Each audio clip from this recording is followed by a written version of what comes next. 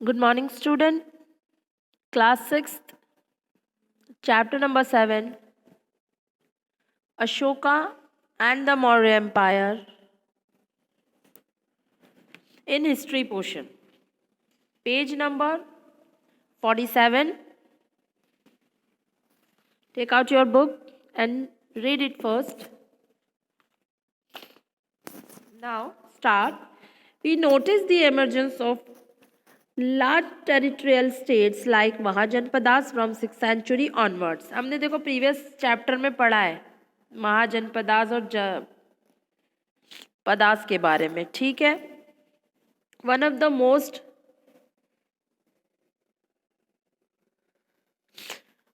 Most powerful mahajanapadas was that Magadh under the Mauryas. तो जब हमने महाजनपदास के बारे में पढ़ा था तो हमने वहाँ भी पढ़ा था कि मगध जो है one of the most important mahajanapadas है.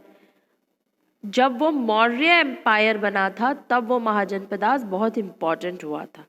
The lines that we see on our currency notes and coins have a long history. हम अपने नोट्स पे, अपने कॉइन्स पे जो लाइन की पिक देखते हैं ना, इसकी एक बहुत लंबी स्टोरी है. वो यहीं से आई है, मौर्य एम्पायर से. They were carved in stone and placed on top of the massive stone pillar at Sarnath. Sarnath में भी एक पिलर है जहाँ पर ये लाइन्स बने हुए हैं. यहीं से ये साइन जो है हमारी करेंसी पे आई है. तो चलिए, जिसकी इतने पुरानी एम्पायर की जो साइन हमने ली तो ज़रूर कुछ ना कुछ बात होगी इस एम्पायर में. तो पढ़ते हैं मौर्य एम्पायर के बारे में. The first and the most powerful empire of India, ये पहला और बहुत पावरफुल एम्पायर था इंडिया का, मौर्य एम्पायर जिसे हम कहते हैं. Which was founded by Chandragupta Maurya. इसके फाउंडर थे Chandragupta Maurya. The empire was large and its various parts were ruled by different rulers. ये एक बहुत बड़ा एम्पायर था और इस बहुत बड़े एम्पायर को अलग अलग पार्ट में डिवाइड करके अलग अलग रूलर्स इसके ऊपर रूल कर रहे थे. The empire includes cities like Takshashila, Ujjain and Pataliputra, which was also its capital.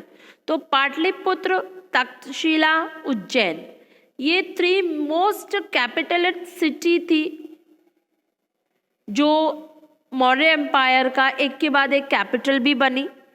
Takshashila was a gateway to the north west including central Asia. तो तक्षशिला जो है नॉर्थ वेस्ट की तरफ, ऊपर की तरफ जाएं आप, नॉर्थ और वेस्ट की तरफ जाएं आप, तो तक्षशिला जो है गेटवे माना जाता था मौर्य एम्पायर में, नॉर्थ वेस्ट का, including Central Asia, while Ujjain lay on the route from north to South India. और उज्जैन को रूट माना जाता था कि अगर नॉर्थ से होकर गुजरना है तो आपको उज्जैन से एंटर करना ही पड़ेगा. उज्जैन कहाँ पर है? उज्जैन है करंट मध्य प्रदेश में, एमपी में. तो यहाँ से ये माना जाता था कि ये रूट है बिटवीन का, अगर आपको नॉर्थ से साउथ इंडिया में जाना है. It is assume that official craft person and merchant reside in these cities where is in some parts of central India. People live in forest, collected fruits and hunted animals. तो जो बड़े बड़े craft person traders थे assume करते थे कि ये cities जो है बहुत बड़ी है, तो ट्रेड्स यहीं से हुआ करता था, मोस्ट ऑफ ट्रेड्स. और जो लोग रहते थे वो, कुछ लोग फॉरेस्ट में रहते थे, हंटिंग करते थे, कुछ हर्डर्स थे. Different language were spoken in different parts of the empire. देखो, इस एम्पायर में एक लैंग्वेज नहीं थी, बहुत बड़ा एम्पायर था, तो अलग अलग रूलर्स थे, अलग अलग रूलर्स रूल करते थे, तो अलग अलग जगहों की जो रीजन्स थे वहाँ की लैंग्वेजेस भी डिफरेंट देखी जाती थी. They probably ate different kinds of foods and wore different types of clothes such as well. देखो, क्लाइमेटिक कंडीशन के अकॉर्डिंग जो है क्लोथ्स, लैंग्वेजेस अलग अलग हैं, तो क्लाइमेटिक कंडीशन के अकॉर्डिंग ही फूड भी होता है ना. तो समझते हो आप. अभी देख लो, जब समर आता है तो बिल्कुल लाइट लाइट खाना खाते हैं, विंटर आता तो बड़ा स्पाइसी स्पाइसी खाना खाते हैं, बहुत सारी चीज़ें मिलती हैं घर में, मम्मा हर कुछ बनाती रहती हैं आप लोगों के लिए। तो अकॉर्डिंग टू सीज़न या अकॉर्डिंग टू क्लाइमेटिक कंडीशन जो क्लोथ्स और फूड होते हैं वो अकॉर्डिंग टू वहाँ के ऐसे होते थे, तो डिफरेंट क्लोथ्स और डिफरेंट फूड्स देखे जाते हैं। चंद्रगुप्त मौर्य, अब बात करते हैं, छोटा इंट्रोडक्शन तो ले लिया मौर्य एम्पायर का, अब बात करते हैं इनके फाउंडर के बारे में। Chandragupta Maurya overthrow the Nanda dynasty to establish Maurya supremacy. तो चंद्रगुप्त मौर्य जो थे उन्होंने नंद डायनेस्टी को डिफीट किया था। नंद डायनेस्टी जो इससे पहले ओवरऑल इंडिया पर, ओवरऑल नहीं कह सकती, इतना बड़ा एम्पायर नहीं था नंद डायनेस्टी का, बट हाँ मौर्य एम्पायर से पहले जो मोस्ट ऑफ सिटीज़ है जैसे तक्षशिला उज्जैन इधर हो गई, तो यहाँ पर एक एम्पायर फैला हुआ था जिसका नाम था नंद डायनेस्टी। तो नंद डायनेस्टी को डिफीट करके चंद्रगुप्त मौर्य जो थे उन्होंने अपने मौर्य एम्पायर को इम्पोर्टेंस दिलाई। He ruled more than 2300 years ago, यानी 2300 ईयर्स अगो से पहले से ये रूल किया है इन्होंने, यानी इनके रूल की जो बात करते हैं हम, तो इनका रूलिंग सिस्टम 2300 ईयर्स अगो पहले का है। Under him the empire started a phase of rapid expansion. Chandragupta Maurya के टाइम पर जो एम्पायर था वो बहुत ज़्यादा एक्सपेंशन पे था, यानी बहुत तेज़ी से बढ़ रहा था। He had a wise man as his advisor. इनके पास एक ऐसा पर्सन थे जो एक बहुत बड़े पर्सन थे, जो इनके एक बहुत अच्छे एडवाइज़र थे, उनका नाम था चाणक्य। देखो चाणक्य जी दिख रहे हैं आपको, एक उंगली उठाए हुए दिख रहे हैं ना, ठीक है।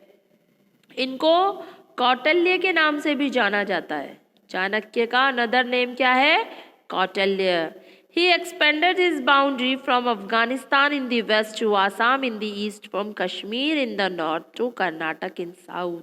अगर आप लोग आपका मैप देखोगे ना 48 पर भी है, 50 पर भी है, तो पता चलेगा कि मौर्य एम्पायर कितना एक्सपेंड हो गया। कश्मीर की बाउंड्री से लेके ये अफ़गानिस्तान तक फैला, वेस्ट आसाम तक फैला, जम्मू कश्मीर नॉर्थ में, कर्नाटक की साउथ तक की बाउंड्री तक ये फैल चुका था। He was succeeded by his son Bindusara. After Chandragupta, Bindusara जो थे उनके बेटे थे, जो आफ्टर चंद्रगुप्त बिंदुसार ने मौर्य एम्पायर का काम संभाला, सक्सीडेड थे वो, who establish good relation with Greek, Syrians and Egyptian. Bindusara ने आफ्टर जब वो थ्रोन एक्सेप्ट किया तो उसके बाद वो भी अपने पिता की वे पे चले, उन्होंने भी इस एम्पायर को बहुत स्प्रेड किया। साथ ही साथ उन्होंने फॉरेनर्स जो ग्रीक थे, सीरियंस थे, इजिप्शियंस थे, उनके साथ भी बहुत अच्छे रिलेशन स्टैब्लिश किए। देखो एक ब्लॉग आया है, डायनेस्टी क्या होती है? When members of the same family became ruler one after another, the family is often called a dynasty. यानी डायनेस्टी क्या होती है? डायनेस्टी वो होती है जब किसी भी फैमिली के एक के बाद एक मेंबर, उसी सेम फैमिली के, अलग फैमिली के नहीं, सेम फैमिली के मेंबर, जैसे एक राजा के बाद उसका बेटा, फिर उसका बेटा, तो सेम मेंबर अगर उस सेम फैमिली के मेंबर अगर रूलर बनते हैं तो उस एम्पायर को डायनेस्टी कहते हैं। The Maurya were a dynasty with 3 important ruler. Chandragupta थे, फिर बिंदुसार थे, फिर बिंदुसार के बेटे अशोका थे। ठीक है, अब भैया एम्पायर का रूलर क्या सिस्टम क्या था? The control of the administration was under the emperor. तो जो एडमिनिस्ट्रेशन सिस्टम था वो एम्परर के अंडर कंट्रोल था। He appointed minister to assist him administrating the empire. जो रूलर था यानी जो रूलिंग करते थे उस टाइम, जो किंग थे, जैसे पहले चंद्रगुप्त थे, उसके बाद बिंदुसार थे, तो इनके अंडर ही ये मिनिस्टर अपॉइंट करते थे ताकि वो उन्हें असिस्ट कर सके, वो बता सके। अलग अलग डिपार्टमेंट के अलग अलग एडमिनिस्ट्रेशन बनाए गए थे ताकि पूरे एम्पायर को संभाला जा सके। This means that official were appointed to collect taxes from farmers, herders, craft person and traders who live in villages and town in the area. Tax collect करने के लिए इन्होंने ऑफिशियल अपॉइंटमेंट कर रखी थी, यानी लोगों को अपॉइंट कर रखा था ताकि ये अलग अलग फील्ड से टैक्स कलेक्ट करके लेकर आए। Official also had the authority to punish those who disobey the ruler. तो जो ऑफिशियल्स को ये अपॉइंट करते थे उन लोगों को ये अथॉरिटी दे रखी थी कि जो लोग रूल नहीं मानेंगे एडमिनिस्ट्रेशन का तो उनको पनिश करने की अथॉरिटी इन ऑफिशियल अपॉइंटमेंटर्स के पास थी। Most of them were given salaries. इन लोगों को सैलरी पे की जाती थी। Spies were appointed to keep a check on the official whereas messenger help in getting information. Spies क्या होते हैं? स्पाइस जासूस रखे जाते थे। और ये जासूस क्या करते थे?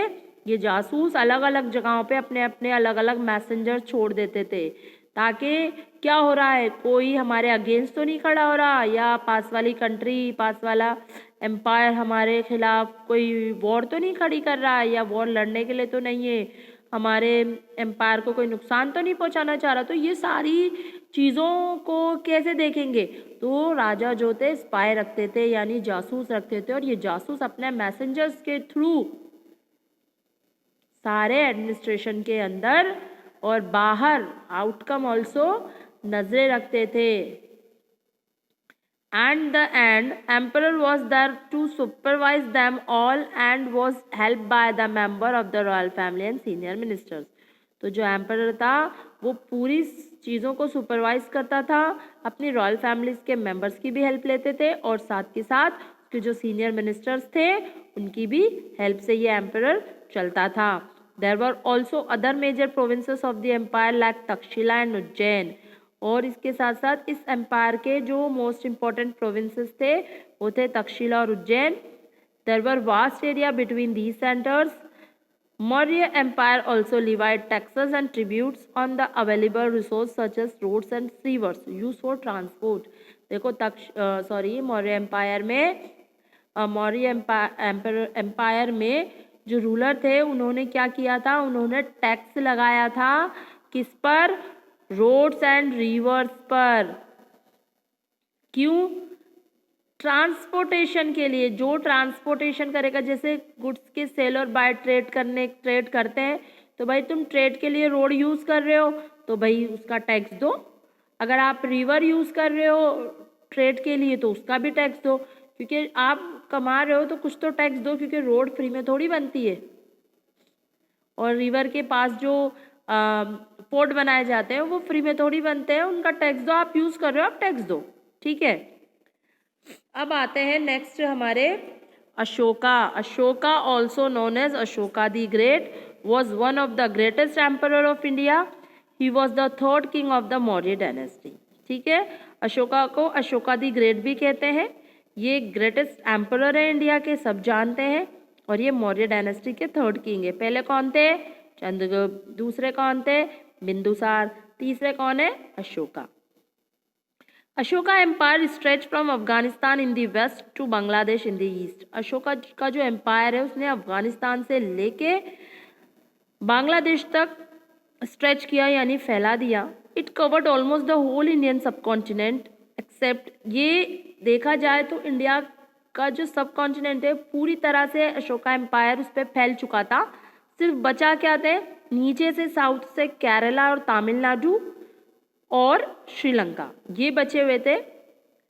He built many edict all over India including in present day Nepal and Pakistan.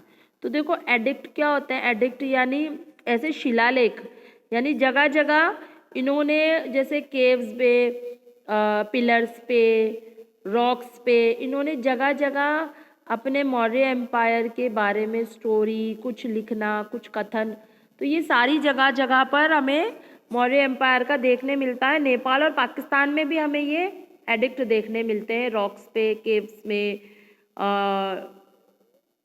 Pillars पे। Most of Ashoka inscriptions were in Prakrit and were written in the Brahmi script. तो देखो प्राकृत क्या है, प्राकृत पढ़ा था हमने अभी प्रीवियस चैप्टर में। प्राकृत एक लैंग्वेज है ना, कॉमन लैंग्वेज थी, जो जिसे इंडो लैंग्वेज कहते हैं, इंडो एशियन लैंग्वेज कहते हैं। तो ये बहुत कॉमन थी। तो इन जितने भी एडिक्ट दिखते हैं ना हमें, वो सब प्राकृत लैंग्वेज में दिखते हैं। बाकी इन एडिक्ट को जब उतारा गया बुक में, तो ब्राह्मण लैंग्वेज में उतारा गया। ठीक है, अब बात करते हैं आगे, Kalinga war. However his last military campaign against Kalinga, ancient name of coastal Odisha. देखो कलिंगा जो है उस टाइम था, अभी उसका प्रेजेंट नेम है Odisha. Was the turning point in his life. तो जब अशोका ने एक वॉर की थी, कलिंगा वॉर, वो कलिंगा वॉर के आफ्टर, यानी कलिंगा वॉर के ख़त्म होने के बाद अशोका की लाइफ में एक टर्निंग पॉइंट आया था। क्यों? The whole city was destroy and more than 100,000 people were killed in the war. The horror of the war distribute him so much than he decided to shun violence for the rest of his life and turn to Buddhism. जब इस war के बाद, जब वो जहाँ ये war लड़ी जा रही थी ना, वहाँ जब आफ्टर वॉर ये गए, तो उन्होंने देखा कि 100,000 यानी बहुत सारे लोग मर गए। पूरी जो हम क्या कहते हैं, जो लैंड थी वो पूरी रेड हो चुकी थी, खून ही खून था, ब्लड ही ब्लड था हर तरफ। लोग चीख रहे थे अपने रिलेटिव्स के मरने के लिए, मर गए उनके ऊपर। तो इतना शोर, इतनी लोगों की डेड बॉडीज़, तो एक डर और एक माइंड उसका उसी वक्त चेंज हो गया। और उन्होंने सोचा कि ये क्या, ये मुझसे क्या हो गया। मतलब वॉर जो है बहुत गलत चीज़ है, इससे किसी का भला नहीं होता, इससे किसी का भला नहीं होता, और ये नहीं होनी चाहिए। तो इसके बाद, कलिंगा की वॉर के बाद, अशोका ने जो है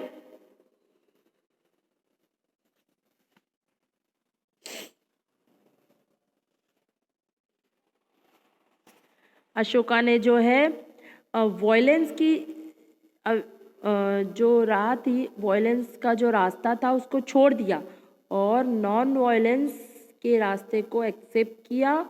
और उसे जो चीज़ चाहिए थी, जो उसके माइंड को पीसफुली अटेम्प्ट कर सकती थी, वो उसे मिली बुद्धिज़्म में।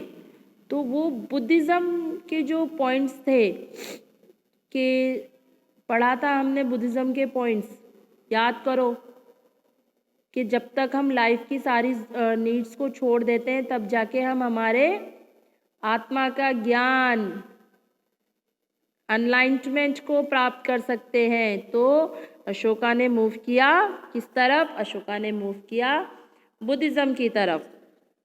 तो बुद्धिज़्म उन्होंने एक्सेप्ट कर ली, उन्होंने सब कुछ छोड़ दिया।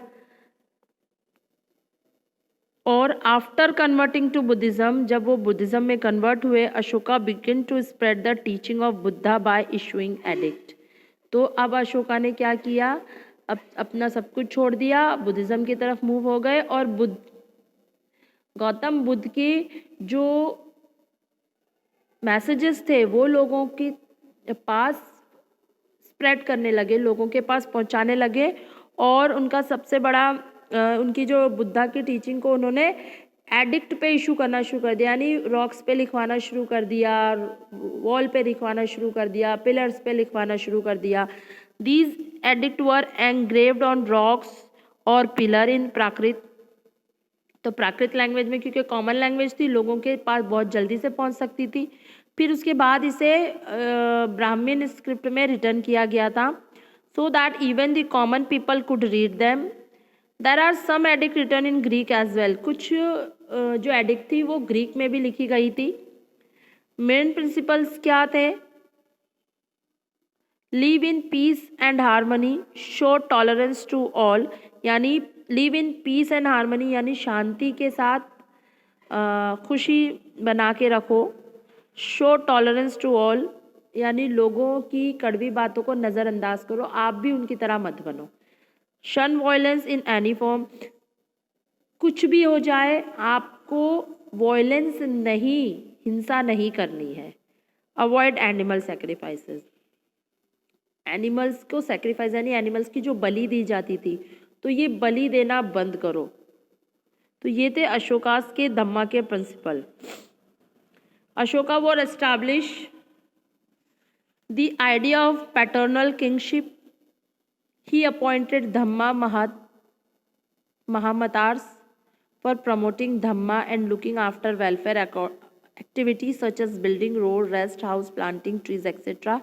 He also arranged for the medical treatment of humans and animals. देखो अशोका ने क्या एस्टैब्लिश किया था, बुद्धिज़्म एक्सेप्ट किया और इसने पैटर्नल किंगशिप यूज़ की। पैटर्नल किंगशिप मतलब इसने किंग के साथ साथ बुद्धिज़्म को एक्सेप्ट करने के बाद धम्मा महात्मास यानी ये जगह जगह जाते थे और ये देख और अपने ग्रुप को भेजते थे। ये जो इनके ग्रुप थे, जो इनको समझ चुके थे, जो बुद्धिज़्म एक्सेप्ट कर चुके थे, वो उस ग्रुप को ट्रैवल करने भेजते थे जगह जगह कि जाओ देखो कहाँ पर मेरी जनता, कहाँ पर मेरे लोग परेशान हैं, और जहाँ पर जो चीज़ देखती, जहाँ जिस चीज़ की कमी होती, ये अपना पूरा टाइम फिर उन्हीं लोगों की हेल्प करने में, उनकी सहायता करने में बिताते। और साथ के साथ इन्होंने बहुत सारी मेडिकल फैसिलिटीज़ भी दी ह्यूमंस को, एनिमल्स को, ताकि लोगों को प्रॉब्लम ना हो, ये लोगों के दुख में उनके साथ खड़े होने लगे। Ashoka had friendly relation with his neighbours and sent special envoys to Burma. Now Myanmar, Burma का आज प्रेजेंट नेम म्यांमार है, तो इनके म्यांमार के साथ एक फ्रेंडली रिलेशन थे। On other south east Asian country to spread Buddhism, और जो बाकी की साउथ ईस्ट एशियन कंट्रीज थी वहाँ पर भी बुद्धिज़्म स्प्रेड हुआ। किसके थ्रू हुआ? अशोका के थ्रू हुआ। After the death of Ashoka it become difficult to manage such a vast empire. The state become financially weak and province started disintegrating, it collapse within 5 decades. After Ashoka की death के बाद क्या हुआ? अब ये एम्पायर को ऐसा कोई नहीं आया जो उसे इतने बड़े एम्पायर को संभाल सके। फाइनेंशियल प्रॉब्लम क्रिएट हुई और साथ के साथ कुछ ही डिकेड्स में, कुछ ही टाइम बाद मौर्य एम्पायर का डिक्लाइन शुरू हो गया। तो देखो ये अशोका पिलर है, आप देख सकते हो लाइन ऊपर बैठे हैं, तो यही जो है हमारे कॉइन्स और उस पर आते हैं। ये मौर्य एम्पायर है, अशोका ने जो यहाँ तक फैला दिया था पूरा अफगानिस्तान तक और यहाँ बांग्लादेश की बॉर्डर तक, देख सकते हैं आप। बहुत छोटा सा चैप्टर था बट मौर्य एम्पायर के बारे में बहुत कुछ पढ़ने मिला। ये देखो यहाँ से लेके पूरा यहाँ तक फैल चुका है, यहाँ बस यही बचा है, ये पार्ट बचा है बस इंडिया का। पूरा मौर्य एम्पायर येलो येलो जो भी है पूरा मौर्य एम्पायर है। तो ये चैप्टर क्लियर हुआ आपका आज। Thank you.